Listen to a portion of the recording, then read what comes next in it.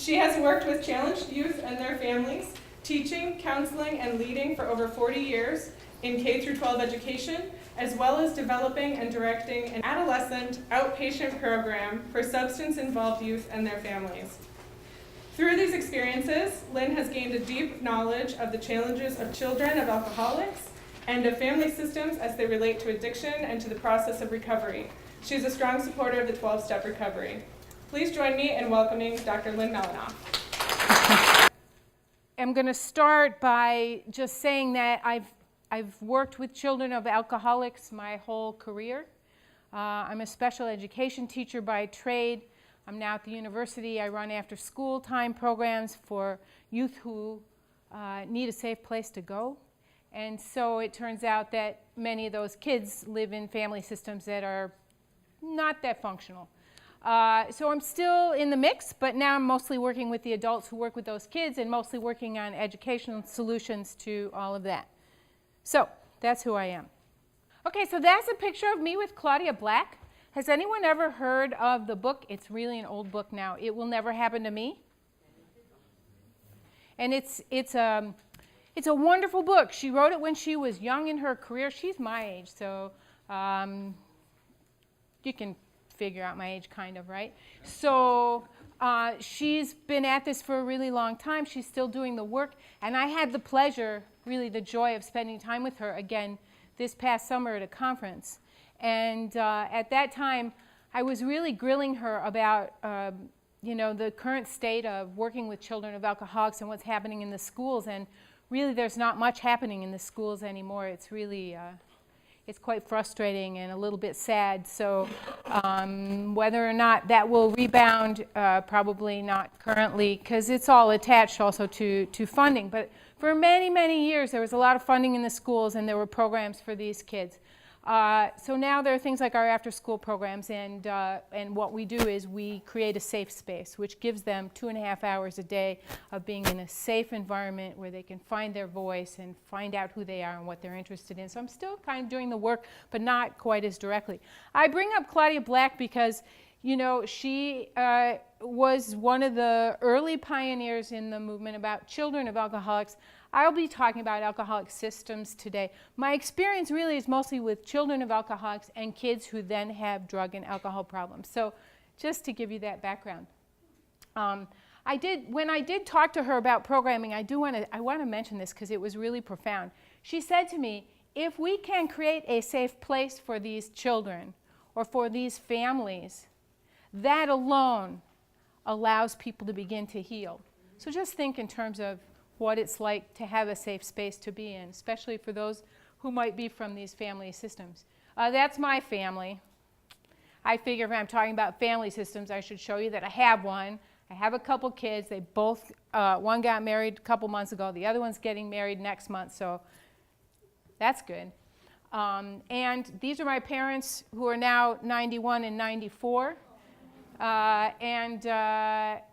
And so we're, at this stage of the game, we're a pretty intact family, but it hasn't always been like that or looked that way. This is the other thing that I carry right here. This is a young woman whose name is Katie. I have permission to interweave, if I see a place for it, her story. She was a student of mine. She's now a woman in her early 40s who's raised and raising 5 children, who's a voting member of society, who's got a great job, who's married and really got a pretty decent life that she's put together. She's a child of an alcoholic, and her father did get sober at a certain point, but boy, she was like the quintessential kid who just struggled, but she's okay and she's doing well, and I bring that up because people recover from all kinds of things, and she's an example of that recovery. She gets much joy from her children. She's a great mom and a great wife, and as I said, a voting member of society. So we're going to talk about chemical dependency in the family, a bit of an overview, some definitions of family, what's a family like if there's chemical dependency in the family. Some of you may know. What might you do? What resources are out there? So, addiction doesn't play favorites. And I'm going to bounce back and forth between saying alcoholism or drug addiction or addiction, because the dynamics of the family system are what happens in any of those systems. You sometimes see the same dynamics if there's mental illness in the family or some other chronic kind of dysfunctional behavior. You get all kinds of patterns. But, people are affected. And we're all affected. We're all affected by what we grow up with, right? For better and for worse. All the good, the bad, and the ugly. So like I said, I'm not going to mix drugs and alcohol. That's a really bad thing to do. But you know what I'm talking about, right? So what is chemical addiction? How does the National Institute on Drug Abuse define all this? They say it's a primary chronic disease of brain reward, motivation, memory, and related circuitry. I bring this up. Most people don't know that addiction is a brain disease. It's an illness. People who have it have an illness. It's a killer for some people, right? It's the end of the line for some people. It is a bad illness. And the dysfunction leads to all kinds of characteristic biological, psychological, social, and spiritual manifestations. All kinds of things happen as a result of this disease. It's not the only disease that has some of these things happening, but this one has these things happening for sure. It's reflected in the individual's pathology, pursuing reward and or relief, like the craving, the phenomenon of craving. It's characterized by someone, they can't quit, right? It's simple. Can't quit. Can't live with it and can't live without it. They can't control their behavior. They really have all kinds of craving that has them like bouncing off the walls or drug seeking or alcohol seeking or, a lot of distraction. Some of you know people who smoke cigarettes, and this happens for them too, right? But the consequences don't seem to be as dire. Well, they're pretty dire for health reasons, but the sort of level of dysfunction, people can work if they smoke. But somebody who smokes now can't smoke at work anymore, right? So think of how many times they think about, oh, I wish I had a cigarette, and how that interrupts their work, right? So anybody with the phenomenon of craving has that constant distraction and dysfunction. It involves cycles of relapse and remission. I remember when I first was putting together this substance abuse program for these adolescents, and I was working with a therapist friend, and she looked at me and she said, well, how do you feel about relapse? And I said, well, I hate it. She said, uh-oh. And I said, what do you mean? She said, well, you have to get used to relapse. Like, that is part of this disease. There's a cycle, and not everybody who gets sober stays sober. It takes a few tries, sometimes a lot of tries, and sometimes no matter how many tries, right? So it's different for every person. It's a disease. So what makes something a disease, right? Has signs and symptoms. So, you think about pneumonia, it's got signs, and you're hacking, you get a fever, right? It's got signs and symptoms. In this case, it's chronic, it's progressive, and it's fatal if not treated. How many people have known a neighbor, a friend, somebody who's been affected and didn't get sober and died from this? Look how many hands are up. It's a tough one. The biological and physical effects, like people with addiction have high tolerance. So when you see somebody go into a bar and just belt them down one right after the other and they seem perfectly normal, they can't get drunk anymore because they have so much tolerance. That's what's going on. There are symptoms if they don't drink or drug. They get irritable, unreasonable, discontent. They get physical symptoms. They crave drugs, and they don't feel normal without them. And there comes a time when they don't feel normal with them, and they don't feel normal without them. So then that's really a problem, right? None of this is going to be, I don't think, new to people, but this is just really basic, a little bit of chemical dependency 101, so that substance disorder 101, so that you know what's going on. But there's this Dr. Jekyll and Mr. Hyde phenomenon because the behavior changes. There's legal trouble. The drug or alcohol intake increases, then there's financial stuff related to that. And people who have this issue, this disease, spend a lot of time trying to just maintain.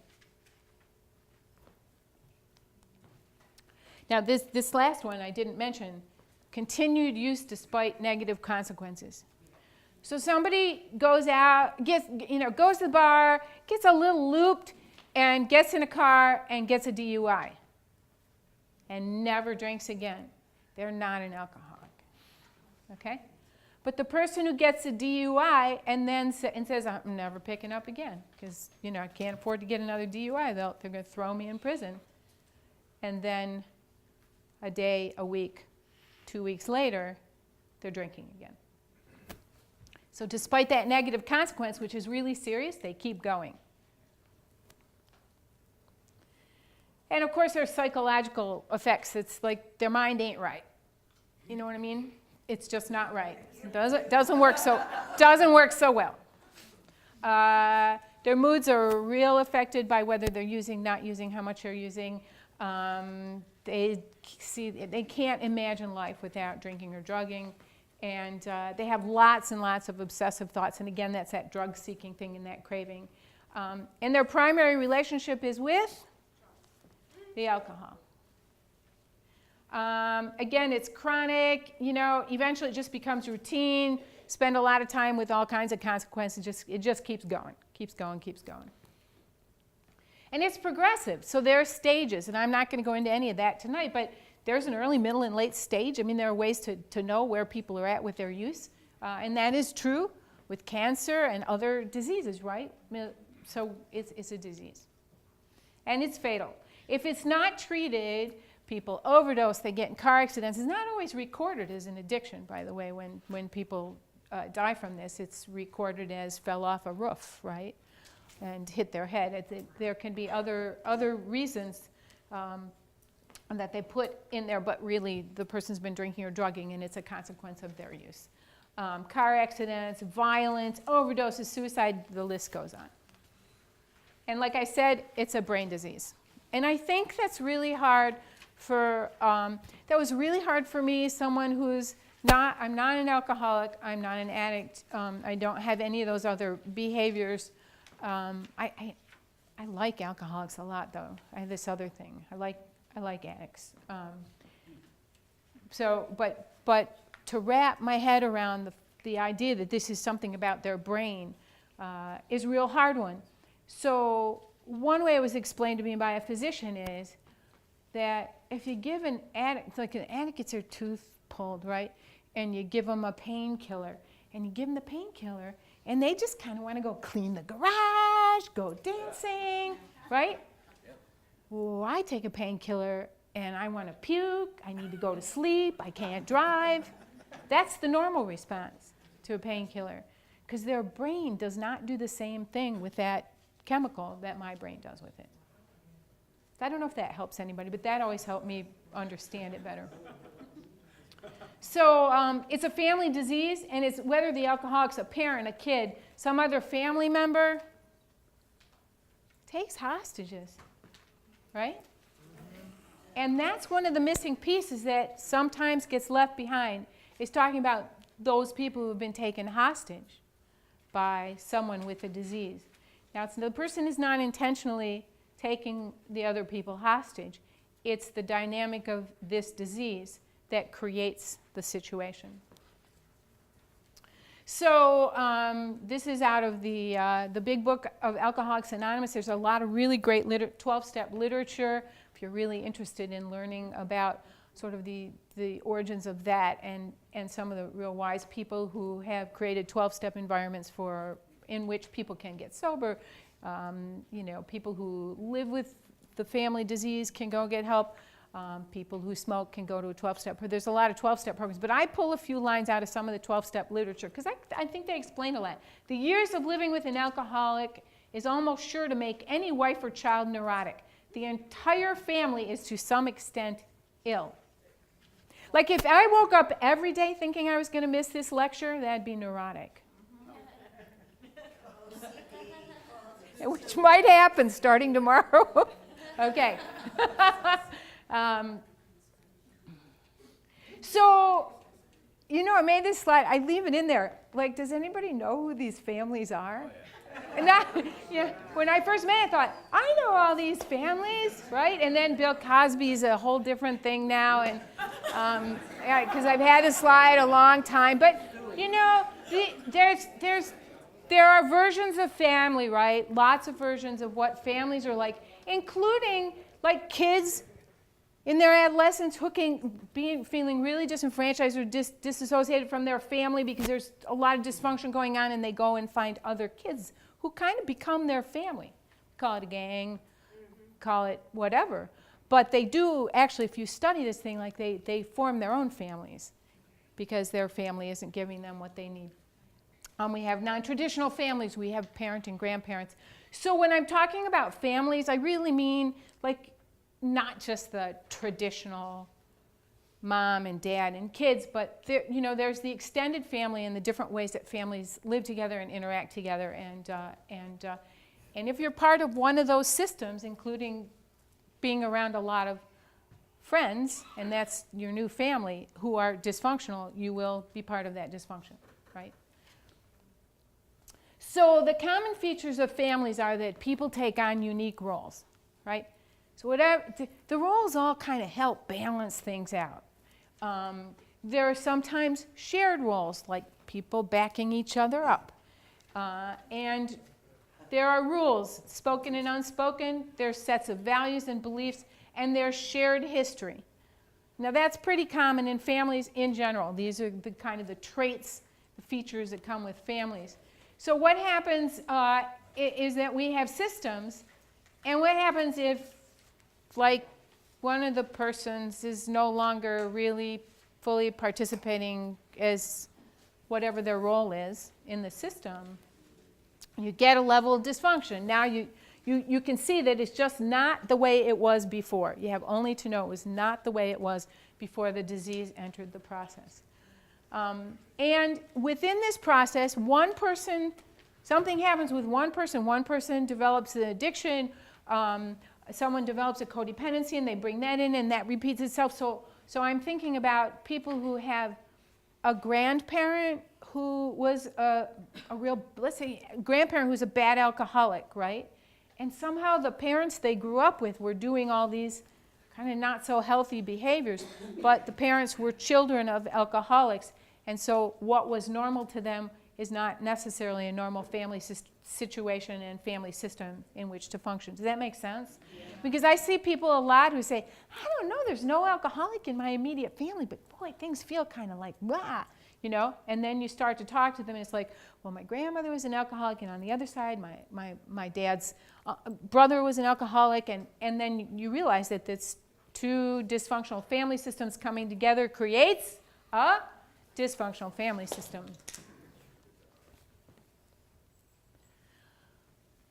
So everything begins to reflect the change that happens when this person is an addict, an alcoholic. The roles shift, people change responsibilities. I had kids my entire career in the K-12 system who, at whatever age I was teaching, whether it was elementary, middle, or high school, were doing the parenting. Okay, it's not uncommon. So the roles get switched around. Or a son becomes sort of like the mom's husband. Yeah. So the values and beliefs are kind of out the window. People try to maintain, but it's really, really hard to do. And there's just a whole lot of denial that sets in. And it changes how people feel, it changes how it feels to live in the family.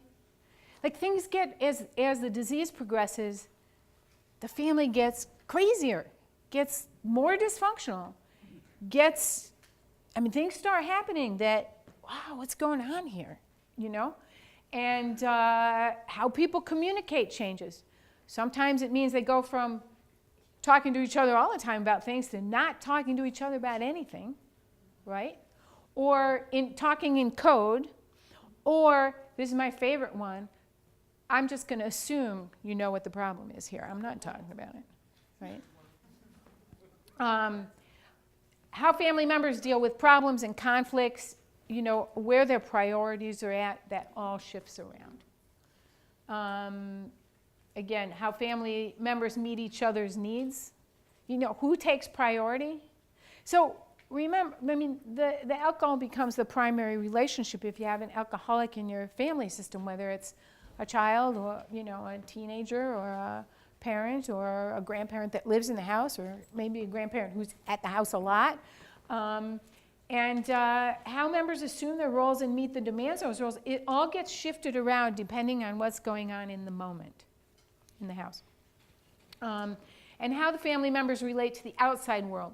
So we often recreate these family relationships outside of the family because this is what feels normal. So, for example, if your role in the family is to just sort of keep the lid on it, whenever you go into a situation with a lot of people, you might find yourself trying to kind of control keeping the lid on it. Right? Whatever your role is, whatever you get good at in the family tends to bleed out into other relationships and situations. So here's another good AA quote from the Big Book. The alcoholic is like a tornado roaring his way through the lives of others. Hearts are broken, sweet relationships are dead, affections have been uprooted, selfish and inconsiderate habits have kept the home in turmoil. And it's a disease. Right? So this is really hard stuff, I think. In like a tornado, roaring their way through the lives of others, like really doing a lot of damage and destruction. Not because they're bad, but because they have a bad disease. That took me about 15 years to really learn internally, like I knew it intellectually, but to learn it internally is really helpful. If you can work on that one, if if you're here because you know somebody, you care about somebody who's got a drinking, drugging problem, if you can just know that it's the disease that's happening. It doesn't mean you're not going to get mad at them. It doesn't mean you're not going to be disappointed, upset, furious. But it does mean, at least for me, that I have some respect that it's a disease. And we'll talk about that in a minute. So again, there's all kinds of consequences, right? End up in the emergency room. Get busted by the cops. Lose your job, right? Get in a car accident. Those are really common. There's all kinds of things. Divorce. Bankruptcy, right? All kinds of problems. So there's a lot of disappointment in these family systems, just a lot of disappointment. If it's your kid, you have hopes for your kid, you have dreams for your kid, none of those things are happening. If it's your parent, you want your dad to love you, your dad's just in love with the drink, the drug, whatever the substance is. And the dependent person, the person who's got this substance disorder, knows that they're not coming through. So they themselves are living in this constant state of, I'm not good enough, I'm not doing what I'm supposed to do, and that's part of their cycle. A lot of broken promises and unfulfilled expectations, lots and lots and lots and lots. One young person that I knew really well, a young kid that I worked with, he was taking a pottery class at a rec building, and his father was supposed to pick him up, and he wasn't supposed to walk home after dark. This was in elementary school. And so he stayed, the class ended, it was a rec department class, and he was at the building and at the building and at the building and at the building and at the building and at the building. And he finally walked home, it was like 3 or 4 blocks, and then just cried for hours because he knew he wasn't supposed to walk home. He couldn't stay at the building. Nobody came to pick him up. He forgot. He was lit. His dad was lit. He completely forgot. So is the kid disappointed? Now he's mad at himself. He's beating himself up because he broke a rule, because he's not supposed to walk in the dark. And he's mad at his dad who didn't pick him up. Now he can't trust him. That's not happening. And then he's going to cry all night. And that's a pretty typical day in the life of a child of an alcoholic.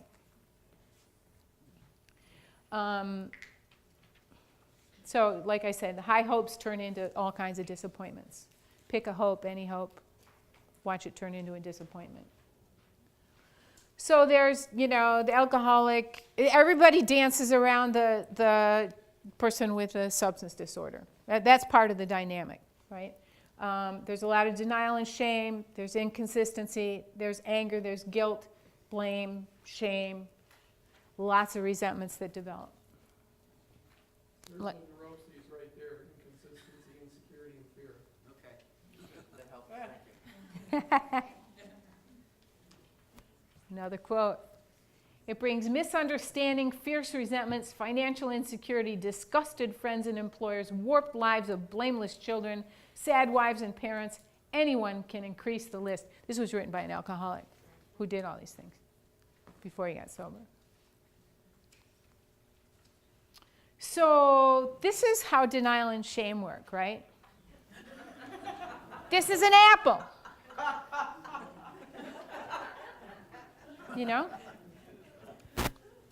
This white shirt that you're looking at.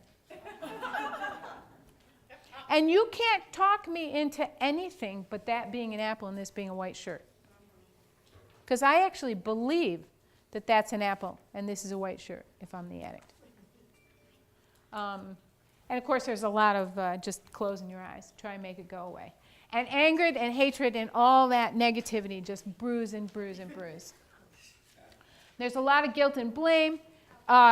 A lot of the guilt and blame goes towards the person who's using, but also towards the person who's using. So the person who's using is also really good at guilting and shaming the people who live around them, right?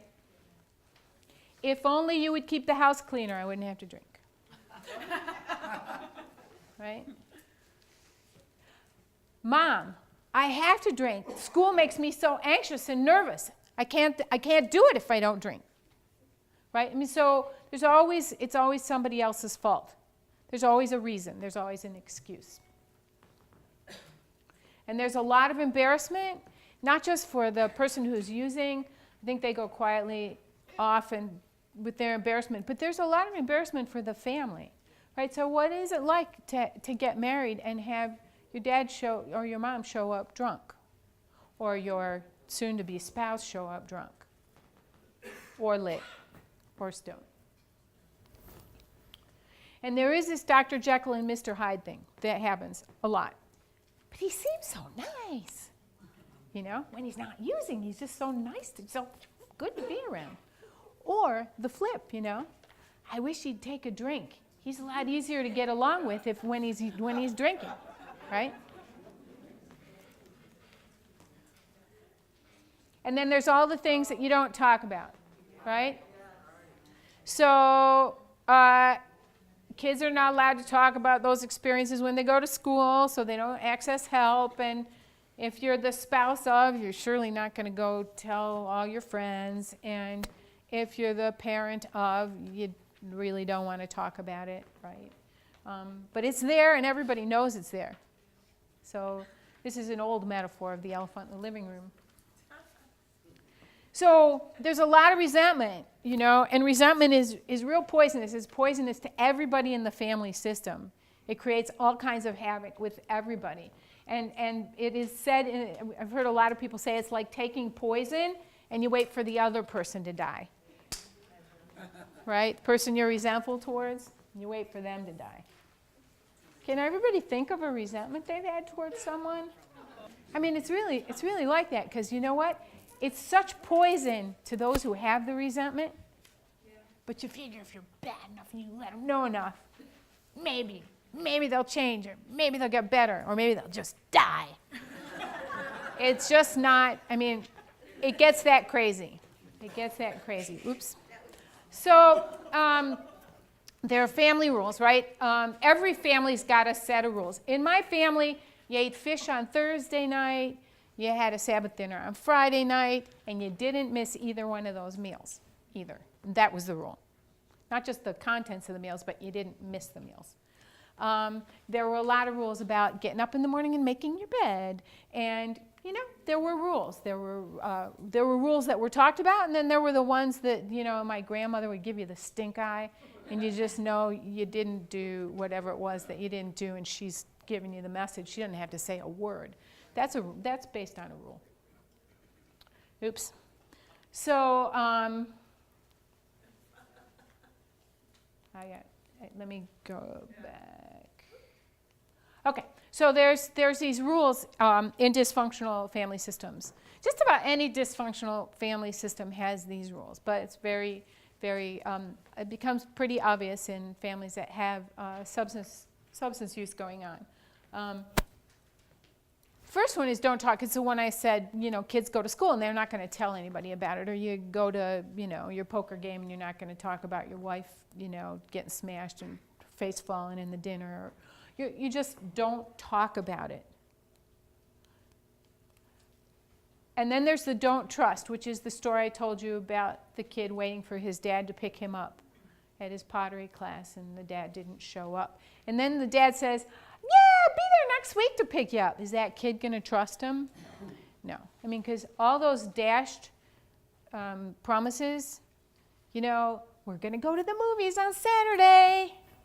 And then where is Mom? She was going to take us to the movies on Saturday. Or where's my big brother? He was going to take me to the movies on Saturday. And he doesn't remember, and he doesn't show up. So there's this whole rule about don't trust it that doesn't get talked about at all. It just evolves based on the family dynamic. And then there's this one, don't feel, Because if a kid in an alcoholic system, if a kid gets too happy or too sad or too excited, they might be told to just shut up and get out of the way, right? So that is not, now everything that I talk about is not for everybody in every system, right? Every system's going to be different, but these are the kinds of things that you're going to see. And the don't feel one, the way that manifests is, and that actually happens across the family system, and the way that manifests is, kids actually don't know how they feel. After a while, they really don't know how they feel. You have to teach them the vocabulary. We actually do this in my programs in the schools, and emojis have helped with this one a lot, right? So we take emojis and we hang them all around, and we put the label of the emotion that the emoji represents, and we let the kids come into the program, and they take a clothespin and they clip it on the emoji that shows how they feel right then, and they get practice connecting how they feel with saying how they feel. So lots of times they don't have labels for it, and that's problematic. So you say to them, so how are you today? Fine. How was school? Fine. You want to talk about it? No. Right? So of course, I learned to ask open-ended questions, and my family got real upset about it. But, it was like, tell me about your day. Come on, tell me. So there are ways to work with the kids to get them to not do these one-word answers. So there are different ways that the families will go about to try and reduce the stress. There's all this stress, right? So you look for ways to reduce the stress. So ignoring the problem behaviors, just pretending like it's not there, right? The conflict, the pain, just pretend like it's not happening. There's all kinds of defense mechanisms that people use. We talked about denial, minimization. It's not that bad. Yeah, it'll get better. It's not that bad. Lots of approval seeking. Victimization is a big one, especially for kids who grow up with this. And also, I think people who are in a committed relationship with somebody who's got substance use disorder, who's chemically dependent. That victimization thing, it's like, you feel a victim. I mean, you feel victimized when you're in these systems, right? I mean, it can be fairly aggressive, or you're ignored altogether, which is a different kind of, it's passive aggressive. And people feel like they've really been victimized, but then they carry it outside of the family system. So anytime something goes wrong, it's, oh, they're doing it to me again. I have such bad luck. My life is so horrible. Look what's happening to me. And they don't have what we call, in my field, agency, right? They don't have an internal driver that will give them enough strength to take care of themselves and not be the victim. We talked about taking on new roles. That's to try and get the family to stabilize, right? You have children caring for children. You have, everybody protecting the family secret. We're going to talk about the roles in a minute, and you'll see how that plays out. So here they are. So these are the roles. Sharon Wegscheider-Cruz is another person if you want to read up. Sharon Wegscheider-Cruz did a lot of writing about these roles, as did Claudia Black.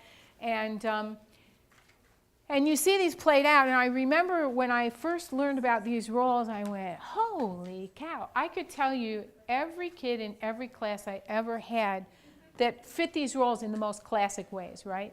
The hero kid, the kid that would do no wrong, gotta be the leader, up in front, all A's, homework on time, study for the test, pass the test, get an A on the test, take care of my mom, take care of my dad, take care of my siblings, take care of my grandparents, take care of the school, stop the war, right? And then the scapegoats. So the hero role in the family is real great diversion from what's really going on in the family. A kid who comes out and plays the hero role. I think Clinton was a good hero. There are a lot of famous people who get into these leadership jobs, and they got their leadership start in some alcoholic dysfunction. The scapegoat is the one who gets blamed. So oftentimes in a family system, if it's a parent who has the problem, then they'll blame the kid. Like if you need to get better grades in school, right? You need to change your behavior, young man. You need to get it together, young lady, right?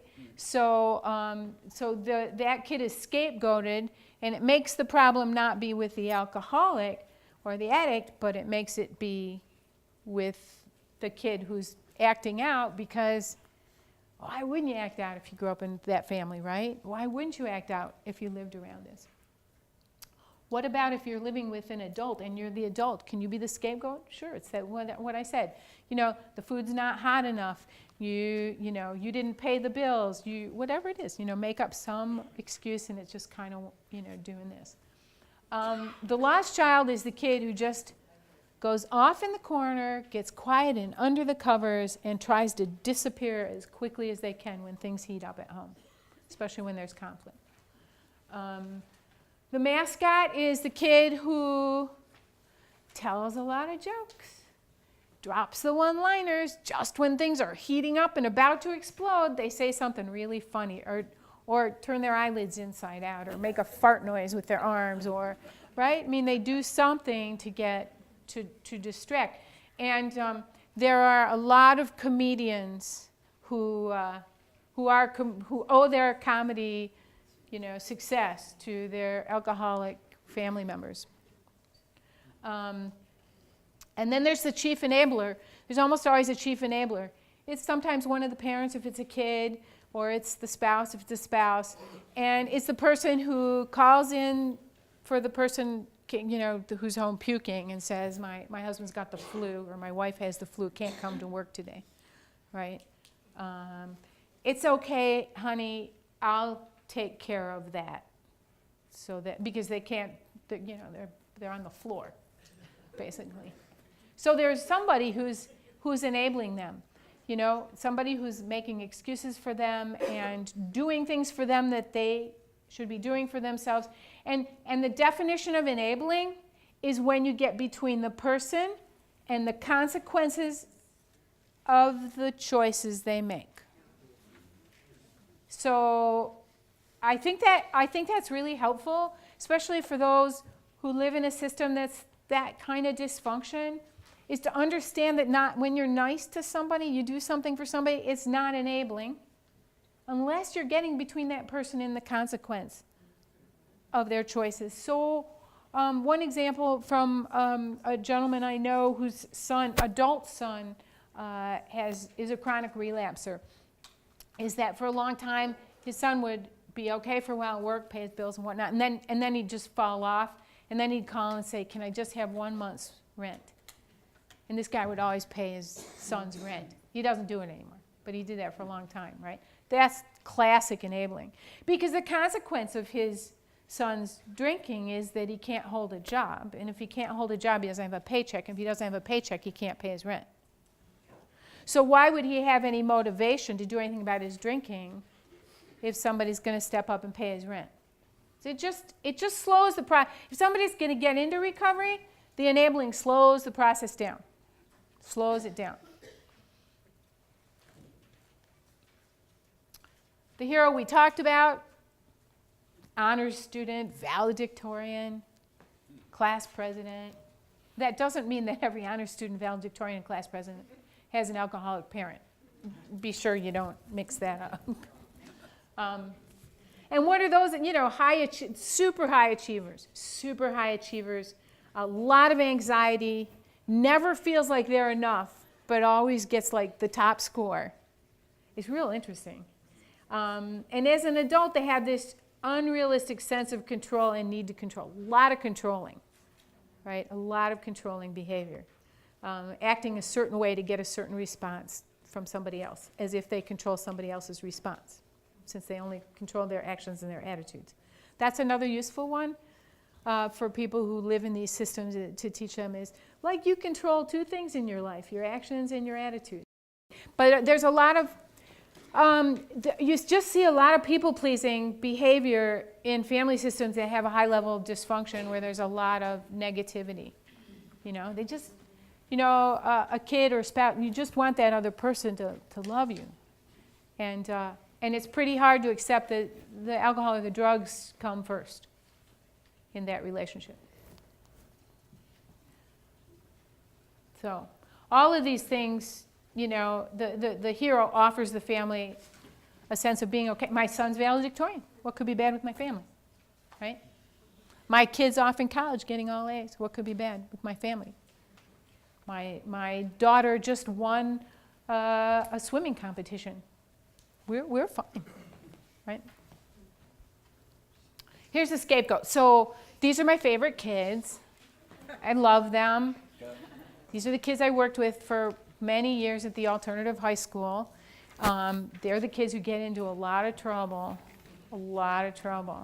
And they're just kind of like, I'll just go out and I'm going to make some trouble, And they go out and make some trouble, and it takes the eye off the real problem and puts it on them. And that's their role. So they test the limits, they break rules, they get in your face. They're real angry kids, real angry folks. And they take the blame for the family. So the family looks dysfunctional, especially if they have a real strong scapegoat in the family. The family looks pretty dysfunctional from the school district's standpoint, right? This kid just spray painted the bathroom and he's 10 years old. What are we going to do? Right? So the kid looks pretty dysfunctional, and so nobody's looking for anything else. They're just looking to solve that kid's stuff. So it is a big distraction. Now, as an adult, these kids tend to be the experimenters, the ready, fire, aim group. And so they tend to get into trouble also with alcohol and drugs. And sometimes they become addicts if they trigger the allergy and they have the allergy, this disease. They will themselves become progressively sicker, and they often end up in the prison system's full of these folks. Is that okay? They can. I have seen it over and over and over and over again where people say, I don't know, nobody drinks in my family, but all this stuff I read, my family looks just like that. What's going on? And then it's one generation out. And there has been some stuff. So if you're the grandchild of an alcoholic, there is some stuff written. You can look it up. There was a really good book. I don't remember who wrote it a while ago. You can go on Abe Books and look for stuff. Abe Books. They have all these books you can get used. So when you go and see the bibliography, you can go to Abe Books, and for like $3 or $4, they'll just send you a used copy. AbeBooks.com. There are some people, every once in a while you meet somebody who just kind of likes their role and keeps it pretty. But those scapegoat kids that I had at the alternative high school, they were also the surrogate parents when they got home for their younger sibs. And they'd just step up to the plate, they'd get a job, they'd support the family, they'd do all that stuff, but when they were in school, they were terrors. It's like, oh my God. So I don't ever take any of that stuff personally from anybody. We'll talk about that. So the scapegoat, like I said, offers the family a sense of purpose. They provide somebody to blame. So now it's, it's all their fault. And then there's the lost child. And this is an interesting one, just real quiet daydreamer, real loner, doesn't relate too much to other people, doesn't feel worthy, just really isolated. And as adults, they tend to have depression. And they tend to, they don't do well in relationships because they sort of tried to stay out of the way of relationships since the ones in the home were so bad. So they're generally pretty quiet. They can be depressed. And this is not everybody, but this is how it sometimes plays out for these folks. And so the reason that this role, why it's somewhat successful, is because the person doesn't ever make waves or cause any trouble, right? So that seems to look like, well, we must be doing okay because look, she's okay. And then we have the mascot. I'm pretty sure Bart Simpson's a mascot, and I'm pretty sure that his dad, Duff Beer. Okay. So again, class clown, attention-seeking behavior. Definitely, they become comedians. I actually know some comedians who are these people grown up. Lot of anxiety. So their measure of self-worth is how funny they can be, right? So if you do something funny and everybody likes me because I'm funny and fun to be around, that's their measure of self-worth. And as an adult, they have problems at work. They have trouble forming. They make jokes out of everything. So they can be cynical and sarcastic and have trouble forming good relationships. And the family gets comic relief. So if the family's spinning out of control, yelling, screaming, or even just everybody shut down, not saying anything, the mascot has to just drop one funny line or do something funny, and then it breaks the tension in the household. And that's their job. And then there's the chief enabler. And I have played that role in the past. And that's why that picture is of me in the past. But I have enabled my students, like really a long time ago in my career.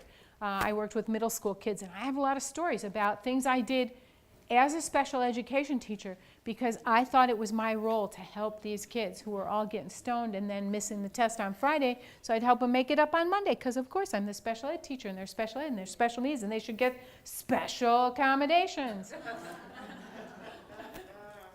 Okay, so, and that gives the family a sense of stability. There's always somebody there who's going to fix it all up, make it all okay. So 1 in 4 kids live in a home where alcoholism or alcohol abuse is present daily. That's a lot.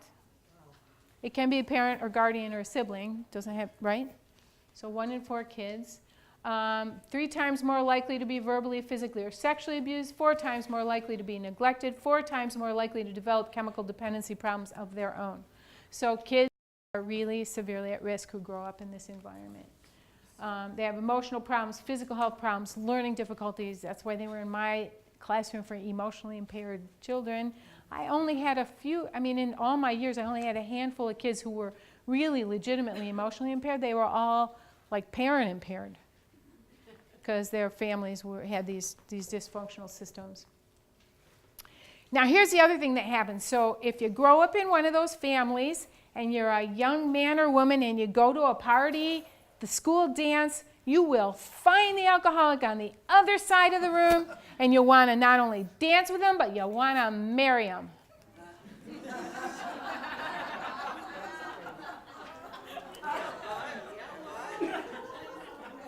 Because that's all you know, and that's what a normal family system is like, and you're just going to recreate it. And it happens a lot. She might get busted.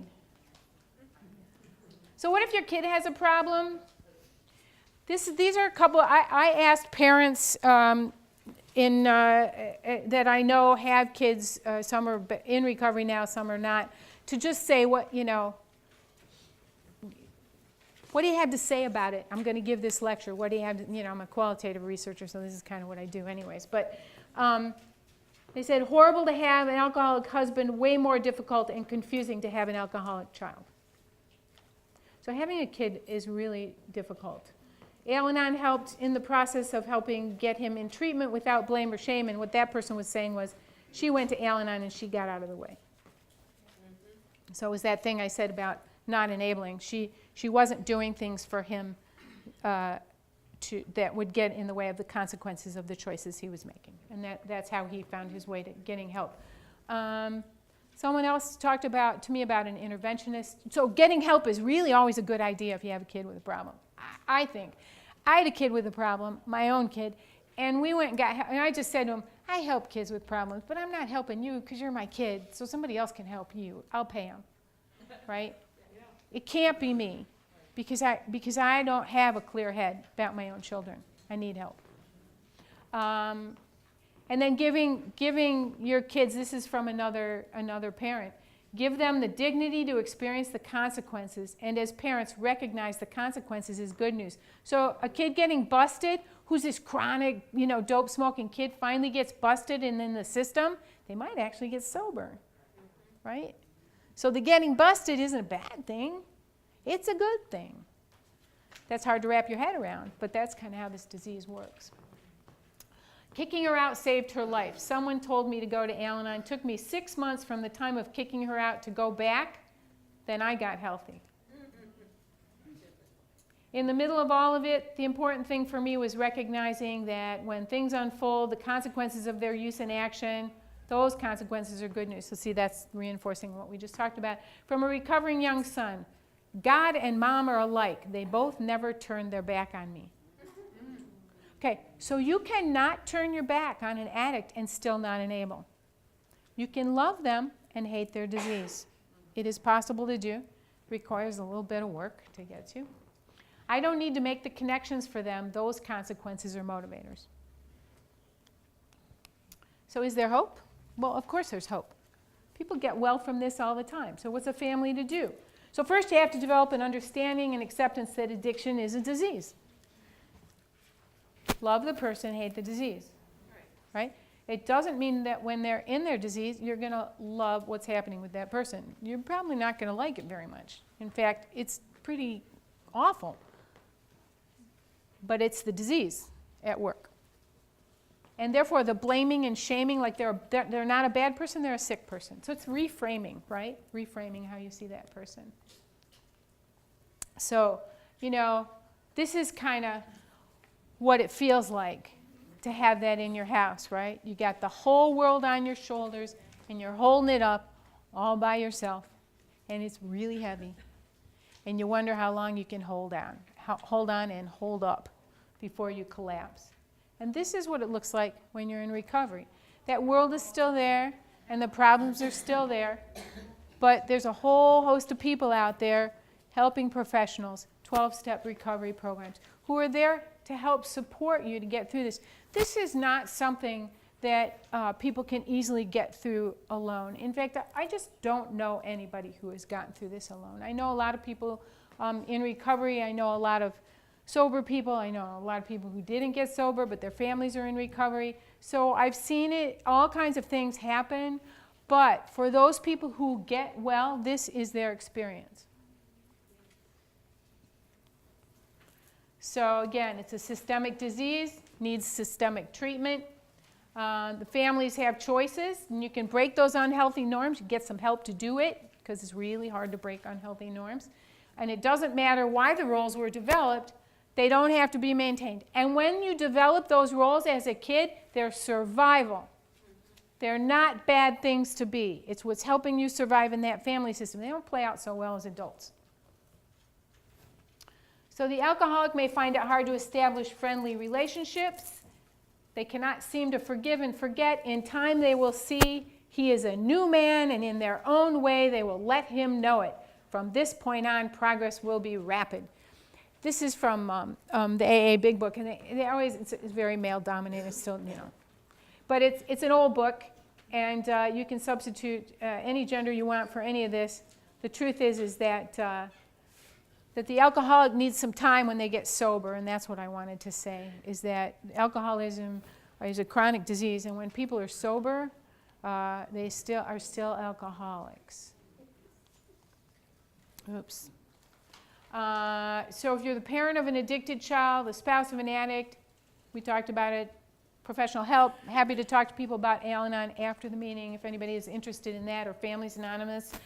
You can learn about codependency and learn not to enable. Don't do those things that get in the way of those consequences. Standing between a person and his or her consequences, doing for someone something he or she should be doing for him or herself, like the laundry. Engaging in actions that ultimately perpetuate someone's problematic behavior. This is a quote from the Al-Anon literature. We who live or have lived with a problem of alcoholism understand as perhaps few others can. We too are lonely and frustrated, but in Al-Anon we discovered that no situation is really hopeless and that it is possible to find contentment, even happiness, whether the alcoholic is still drinking or not. People get well even if the addict in their life does not.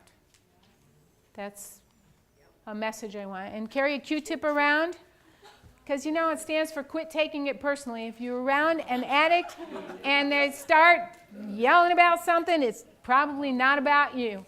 I'm not sure what you're asking me. A dry drunk is an alcoholic who's not drinking but not in recovery. Mostly you just want them to start drinking again or go get into recovery. I mean, dry drunk syndrome is pretty gross. A lot of anger. So I don't want anyone to think that getting from not being in some sort of recovery and getting well to getting well is a quick hop, skip, and a jump. It's not. It takes time, and you love the person, hate the disease. I mean, if there's one thing I leave you with, it's love the person, hate the disease. Now, one of the kids I know said to me, "My dad's not giving me a lot of material to work with here." I said, "Right, this takes practice. This takes a lot of practice." So, with that said, the rainbow means it's the end of the talk. So I don't know why I ever needed an hour and a half to do this. I can do it in an hour. Okay. So we have about 9 minutes. So I could answer a couple more questions if anybody's got a burning question or a comment they'd like to make. Yes, a family member who just found out that the person is still using? Yeah. Okay. So there are professionals who will work with you to help you work through that. I think getting professional help is really good. I think 12-step programs are also a great way to plug in because, I mean, you can go to a 12-step meeting to say an Al-Anon meeting, and you start to listen, you go, oh, it's just like that. And then you're immediately not isolated and alone. Not alone. And then there's a whole big toolkit that you can get there, and that's for, you can put $1 in the basket or nothing in the basket. And the mutual self-help groups are a lot of success for a lot of people, and I'm happy to tell you about local meetings if you want after the meeting. Anyone else? Yeah. You can call any clinic and say, I'm looking for a therapist who specializes in chemical. You can call Dawn Farm, I bet they have a list. You can call Dawn Farm and say, I'm looking for a therapist who specializes in working with people in. She's asking why there tends to be NA and AA. There's also Cocaine Anonymous. In the early days of Alcoholics Anonymous, people who did drugs mostly did drugs, and people who did alcohol mostly drank. And there wasn't this poly-substance using in the early days, and so the different groups started up to focus on different problems. And I think still the NA meetings, people who are there, their drugs of choice are narcotics, and AA tends to be a lot of alcoholism and poly-drug use, but they talk about the alcoholism. And really, for someone who wants to seek out a recovery program, they should go to a whole bunch of different meetings and find the ones that work for them. Even in Al-Anon and other mutual self-help groups, there's a whole bunch of Al-Anon meetings in Ann Arbor, and they are really, all of them, very different. people should go to different meetings to see which ones fit for them. Families Anonymous tends to focus on parenting a kid with a substance. You know, I don't think there's one path to recovery. I think there's many paths. I know people who've gotten sober at church. I know people who have gotten sober in other groups.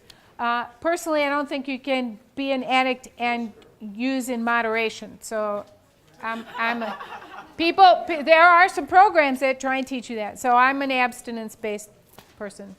Yeah. And there is an Al-Anon panel as part of this series. There's an AA panel as part of this series. Yeah, so thanks for being a great audience. Biggest one I've had ever.